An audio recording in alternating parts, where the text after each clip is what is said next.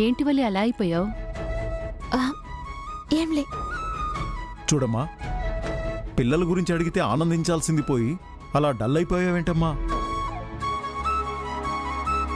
మనవడో మనవరాలో కావాలన్న ఆశ మీకుండొచ్చు, అవకాశం ఉండొద్దు.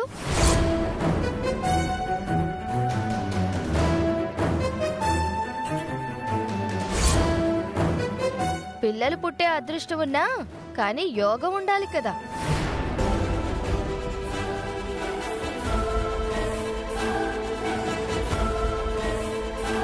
సత్య, ఏం మాట్లాడుతున్నావు? అంత మాట అనేసావేంటమ్మా? యోగం లేకపోవడం ఏంటి? అంటే పెళ్ళైనాక దూరంగా ఉన్నాం కదా, అసవంటప్పుడు తల్లయ్యే యోగం ఎట్లుంటదని సత్య ఉద్దేశం.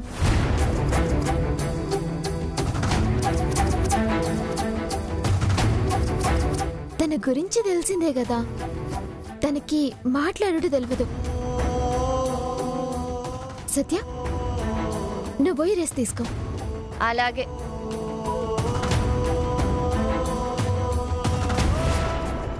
మీరు వెళ్ళి రెడీ అవ్వండమ్మా. మధ్యాహ్నం భోజనానికి అల్లుడి గారికి ఏం కావాలో అడిగి చెప్పు. అడగాల్సిన అవసరం లేదత్తయ్య, మీరు ప్రేమగా ఏం పెట్టినా తింటాను. శ్రీవల్లి, పద.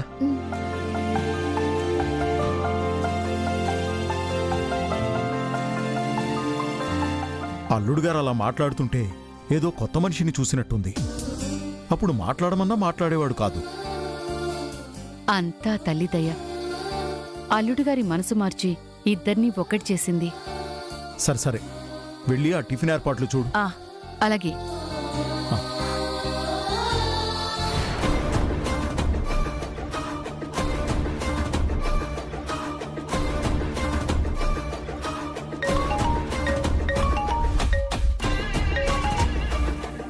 అమ్మా, వెళ్ళిన పని ఏమైంది? ఇంకా ఏం కాలేదు. ఏం కాలేదని మౌనంగా కూర్చున్నావా? ఆ నగలు ఎవరి దగ్గరున్నాయో వాడు దొరికాడంటే మొత్తానికి తేడా వస్తుంది కదే. తనకి ఫోన్ చేస్తుంటే కలవట్లేదమ్మా. కలవడం లేదా అంటే వాడు కావాలని ఫోన్ స్విచ్ ఆఫ్ చేసి పెట్టాడేమో. అన్నీ మనమే ఊహించుకుని భయపడితే ఎలా? వాడి చేతిలో మన ప్రాణాలు పెట్టి భయపడకుండా ఎలా ఉంటామే? అమ్మా, అవన్నీ నేను చూసుకుంటాను, నువ్వేం కంగారు పడకు. సరే సరే, ఆ శ్రీవల్లి మీ బావ విషయంలో కూడా కాస్త జాగ్రత్తగా ఉండు. నీ అదృష్టం బాగుండి ఆ రిసార్ట్లో జరగాల్సిన శోభనం ఆగిపోయింది. ఇప్పుడు అల్లుడున్నది అత్తగారింట్లో.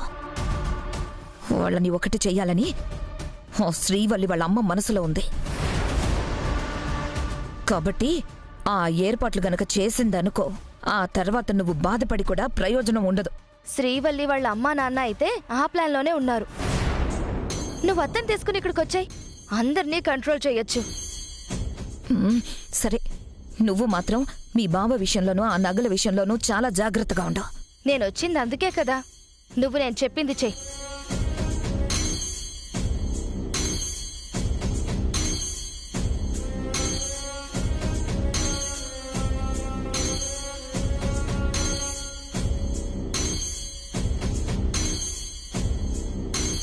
సరే, ఉంటాను. అలాగే అమ్మా.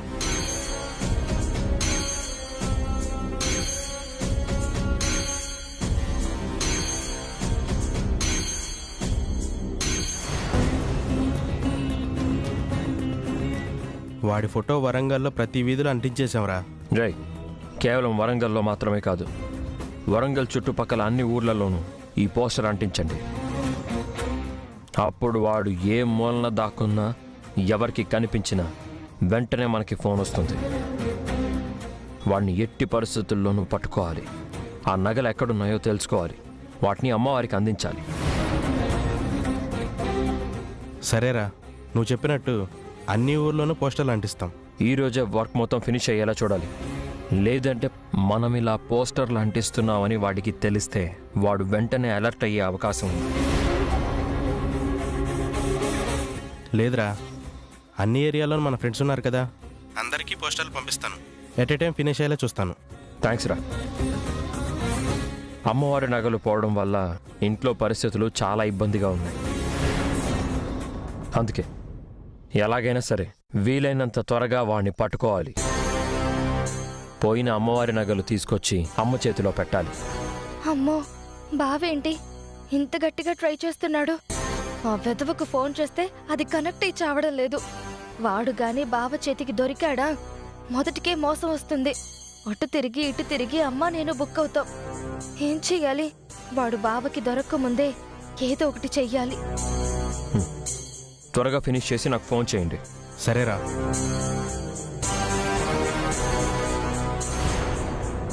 సత్య, బావా, నా కోసం వచ్చినట్టున్నావు, వెళ్ళిపోతున్నావు? అబే ఏం లేదు బావా, ఎక్కడున్నావా అని చూశాను. వచ్చి చూస్తే ఇక్కడ ఫోన్ మాట్లాడుతున్నావు. సరే డిస్టర్బ్ చేయడం ఎందుకని వెళ్ళిపోతున్నాను. ఆ ఫేక్ ఈఓ గురించే మాట్లాడుతున్నాను. వరంగల్ వైపు వచ్చాడని చెప్పాను కదా, వాడిని పట్టుకోవడానికి ఫ్రెండ్స్తో ట్రై చేస్తున్నాను. వాడు దొరకాలి. వాడికి వాడి వెనకాలన్న వాళ్ళకి నా చేతిలో ఉంటుంది. అమ్మా వల్లి, 5 ముత్తైదువుల దగ్గర తులసిమన్ను తీసుకొచ్చి పీఠం దగ్గర పెట్టి దానిమీద అమ్మవారి విగ్రహం ప్రతిష్ఠించి పూజ చేస్తే నీకున్న కష్టాలన్నీ తొలగిపోతాయమ్మా. అటు మెట్టింట్లో కాని ఇటు కాపురంలో కాని ఏ కష్టమైనా సరే ఆ తల్లి తీర్చేస్తుంది. ఏంటత్తయ్య మీరు చెప్పేది? అవునల్లుడు గారు, చాలా అరుదుగా చేస్తూ ఉంటారు ఈ పూజ. ఎన్ని గుళ్లకు వెళ్లి మొక్కినా తీరని కష్టాలు ఇలా చేస్తే చిటికలో తీరతాయని మా ఆడవాళ్ల నమ్మకం. మీరు నమ్మారంటే ఖచ్చితంగా జరుగుతుందిలే అత్తయ్య. నమ్మకంతో చేసే పనులే కాదు, పూజలు కూడా తప్పకుండా ఫలిస్తాయి. అల్లుడు గారు, అమ్మాయిని ఆశీర్వదించి పంపిస్తే తను వెళ్లి 5 ముత్తైదువుల దగ్గర తులసిమన్ను తీసుకొస్తుంది. సరే అత్తయ్య.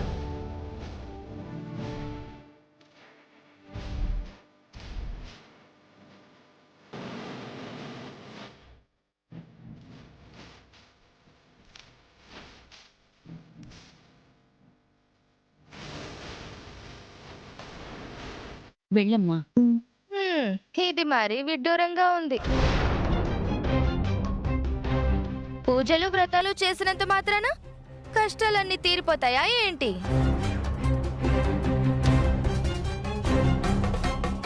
అమ్మవారి నగలు దొరికేసి అర్జెంటుగా అత్తయ్య గారి మనసు మారిపోయి దగ్గరికి తీసుకుంటుందా ఏంటి? సత్య, జరుగుతుందా అని అనుకో. జరగాలనుకున్నవి ఖచ్చితంగా జరుగుతాయి. శ్రీవల్లి విషయంలో నా మనసు ఎప్పటికీ మారదు అని అనుకున్నాను. కనీసం నా పక్కన కూడా ఉంచుకోనివ్వను అని నేనెప్పుడూ అనుకుంటుండేవాణ్ణి. కానీ నా మనసు మారిపోయి తనని ఇంతగా అర్థం చేసుకుంటానని నేను కల్లో కూడా అనుకోలేదు.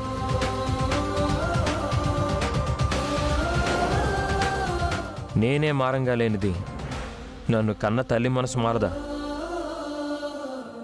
శ్రీవల్లి కష్టం తీరదా? నీ సంగతి వేర్లే బావా. నేను వేరు, అమ్మ వేరు కాదు. అదే రక్తం కదా నాది కూడా. నేను మారాను అంటే మా అమ్మ కూడా ఖచ్చితంగా మారుతుందన్న నమ్మకం నాకుంది.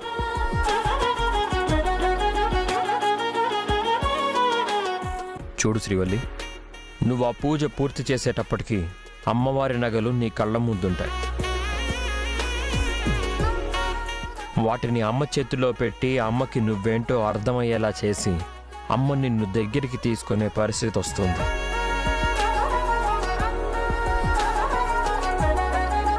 నాకు ఆ నమ్మకం ఉంది.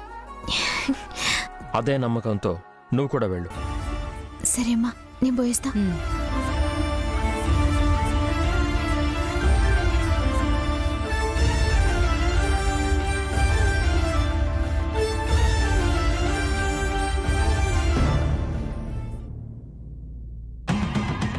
వదినా. ఏంటి మంజరి? వదినా, నేను చెప్తే విన్నావా? అక్కడ వాళ్ళ పాటికి వాళ్ళు ఏదో ప్లాన్ చేసుకుంటున్నారంట. చూడబోతే వాళ్ళేదో పెద్ద కుట్రలో ఉన్నారనిపిస్తుంది వదినా. మనం అర్జెంటుగా బయలుదేరాలి. పదొదినా. ఎవరు ప్లాన్ చేస్తున్నారు? ఎక్కడికి బయలుదేరాలి? ఆ శ్రీవల్లి వాళ్ళ అమ్మా నాన్న. నేను అనుమానించినట్లే ఆ నగలు కూడా వాళ్ళ దగ్గరే ఉన్నాయి. అందుకే అల్లుణ్ణి అమ్మాయికుణ్ణి చేసి తెలివిగా అక్కడికి రప్పించుకున్నారు. ఆ నగలు బయటికి రాకుండా, కూతురు గడప దాటే పరిస్థితి రాకుండా చాలా పెద్ద కుట్ర చేస్తున్నారు వదినా. మనం అక్కడికి వెళ్తేనే ఇవన్నీ బయటపడతాయి వదినా. నా మాట విని ఆ ఊరెళ్దాం పదా. అవతల ఘోరం జరిగిపోతుంటే ఏంటి వదినా ఇంకా ఆలోచిస్తున్నావు? ఏమ్మా, ఎప్పుడూ ఆ శ్రీవల్లి గురించి ఏవో ఒక చాడీలు చెప్తూ ఉండడమేనా నీ పని? ఇంకా వేరే ఉపయోగపడే పనేం చేయవా? అది కాదన్నయ్య గారు. చూడమ్మా, శ్రీవల్లి ఎలాంటిదో మనకంటే తనకే బాగా తెలుసు. అలాంటి అమ్మాయి గురించి లేనిపోని మాటలు మాట్లాడడం తప్పు. నగలు పోయాయన్న మాట నిజమే, కానీ ఆ నగలు తనే తీసిందని మాట్లాడడం తప్పు. నిజంగా అన్ని నిజాలు వాటంతటవే బయటపడతాయి. ఎవరు నగలు తీశారు, ఎవరు తప్పు చేశారనేది త్వరలోనే తెలుస్తుంది. మాట్లాడుకోవడానికి ఆ మాటలు తప్ప ఇంకేవీ లేవన్నట్టు ఎందుకమ్మా ఇవన్నీ? అలాంటి వాటి గురించి మాట్లాడకుండా ఉంటే ఇల్లు ప్రశాంతంగా ఉంటుంది, దేవకు కూడా ప్రశాంతంగా ఉంటుంది. అన్నయ్య గారు, మీరిలా గుడ్డిగా నమ్ముతున్నారు కాబట్టే వాళ్ళలా ఇష్టం వచ్చినట్టు ఆడుతున్నారు. ఇందాకే సత్య ఫోన్ చేసింది. అమ్మా, నగలు ఇక్కడే ఉన్నాయని నాకు అనుమానంగా ఉంది. ఇటుపక్క చూస్తే శ్రీవల్లి అమ్మా నాన్న ఏదో ప్లాన్ చేస్తున్నారు అంది. వాళ్ల కుట్ర తెలుసుకోవడానికి అత్తయ్యని త్వరగా తీసుకురమ్మని చెప్పి ఫోన్ చేసింది. అందుకే వదిన్ని రమ్మని అడుగుతున్నానన్నయ్య. దేవకి, ఇలా ఊహలతో అనుమానించుకుంటూ పోతే అది కేవలం అనుమానం మాత్రమే. నిజం కాదు అని తెలిసిన రోజున వాళ్లకంటే ఎక్కువ నువ్వు బాధపడాల్సి వస్తుంది. వాళ్ళు చెప్పింది నిజమైతే కూడా బాధపడాల్సింది నేనే కదా.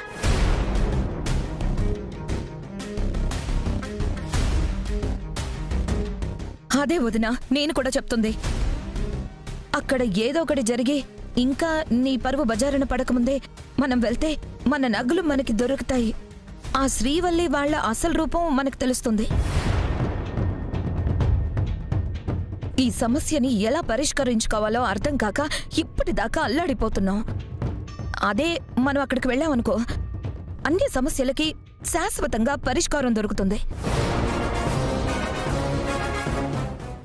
నా మాట వినోదనా, బయలుదేరదాం పదా.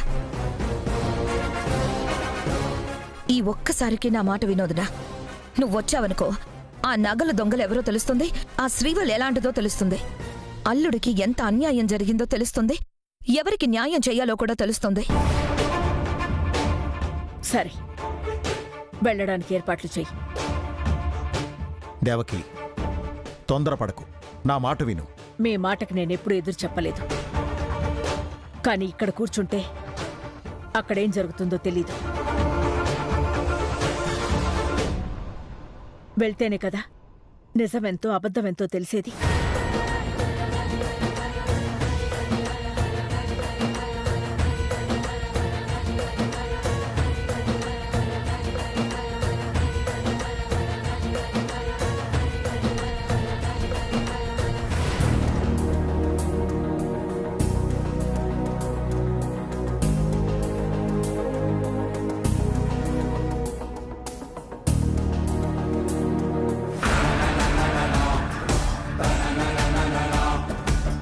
ఇప్పుడు ఆ మన్ను తెచ్చి వ్రతం చేసిందంటే దీనికి మంచి జరుగుద్ది. ఆ మంచి మా అత్తయ్య మనసు మారటమో, మా బావ మరింత దగ్గర కావటమో అయితే నా లైఫ్ కి అర్థం ఉండదు.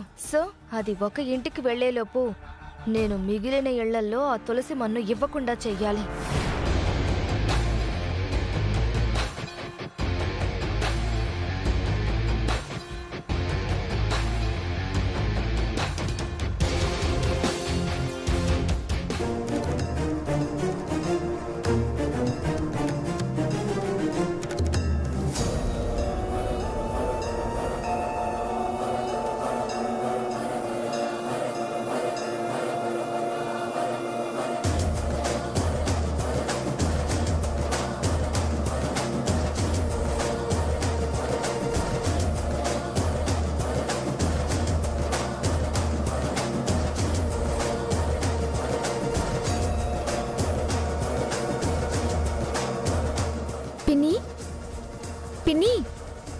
అమ్మా శ్రీవల్లి, నువ్వా? బాగున్నావా? మంచిగున్నా. ఏంది అలా బయట నిలబడిపోయావు? లోనికి రా అమ్మా. పూజకి టైం అవుతుంది పిన్ని, పోవాలి. ఓ అవునా? అవు పిన్ని, 5 ముత్తైదుల చేతుల మీదుగా తులసి మన్ను తీసుకొని వ్రతం చేస్తున్నా. నీ చేతులతో జరంత తులసి మన్నిస్తావు పిన్ని. దానికేం భాగ్యం? వ్రతానికి తులసిమను మంచిదేగా, తీసుకొస్తానుండు.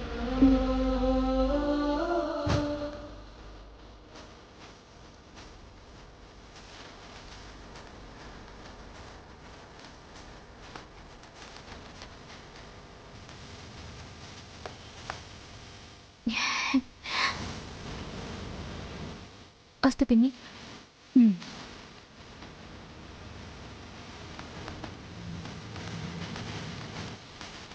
పెద్దమ్మా, పెద్దమ్మా. శ్రీవల్లి, ఎన్నాళ్ళైందమ్మా నిన్ను చూసి? లోపలికి రమ్మా. పర్లేదు పెద్దమ్మా, ఇంట్లో వ్రతం చేస్తున్న పెద్దమ్మా. తులసి మన్ను కోసం వచ్చిన.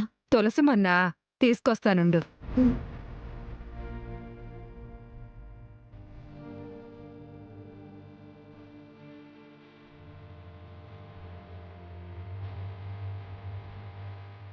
పోయేస్తే పెద్దమ్మా. మంచిదమ్మా.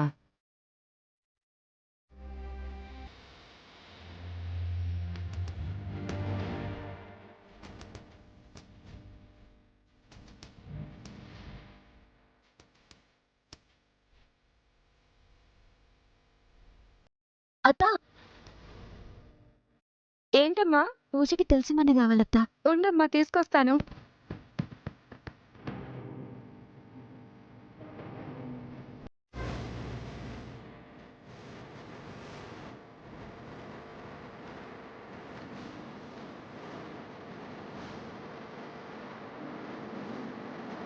అత్త, చెప్పమ్మా. పూజకి తులసి మన్ను కావాలత్తా. అలాగే, తీసుకొస్తానుండు.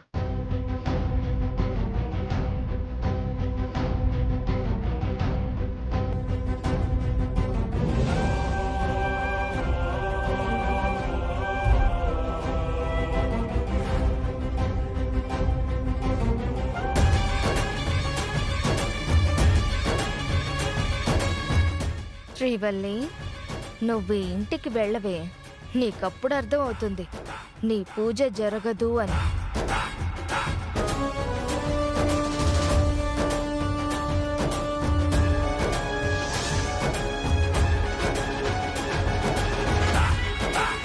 Aunty, aunty. ఏమ్మా, ఏంటి ఇట్లొచ్చావు? వ్రతం చేస్తున్నా ఆంటీ. తులసి మన్ను కోసం వచ్చిన. బాగుంది. ఆ అమ్మవారి నగలు కొట్టేసి అమ్మవారికి పూజలు వ్రతాలు చేసి చేసిన పాపం కడిగేద్దామనుకుంటున్నావా? ఆంటీ, నా గురించి తెలియనట్టు గట్ల మాట్లాడుతుండండి. దొరికేదాకా అందరూ దొరలే. ఊరంతా కోడై కూస్తుంటే నువ్వు నాకు తెలియదు అంటే సరిపోతుందా? అమ్మవారి నగలు ఎవరో మోసం చేసి తీసుకెళ్ళిండ్రు ఆంటీ. అయినా గస్వంటి పని నేనెందుకు చేస్తా? ఏమనమ్మా, కలియుగం. ఎవరిని నమ్మాలో ఎవరిని నమ్మకూడదో అర్థమే కావడం లేదు. నిజమేందనేది ముందు ముందు మీకే అర్థమైతది. ముందైతే జనంతా తులసి మన్నియ్యండ్రి. నా చేతులతో ఆ పాపం నేను చెయ్యనమ్మా. గట్లంటే ఎట్లా? నేను మీ ముంగట పెరిగిన దాన్ని. నేనేందో ఎటువంటి దాన్నో మీకు తెలియదా? వ్రతానికి టైం అవుతుంది, కొంచెం తులసి మన్నియ్యండ్రి. నీలాంటి దానికి తులసిమన్నిస్తే పుణ్యం కూడా పాపమవుతుంది. నువ్విక్కడి నుండి ముందెళ్ళిపో తల్లి. పోమ్మా, చెప్తే నీకు కాదు, వెళ్ళు.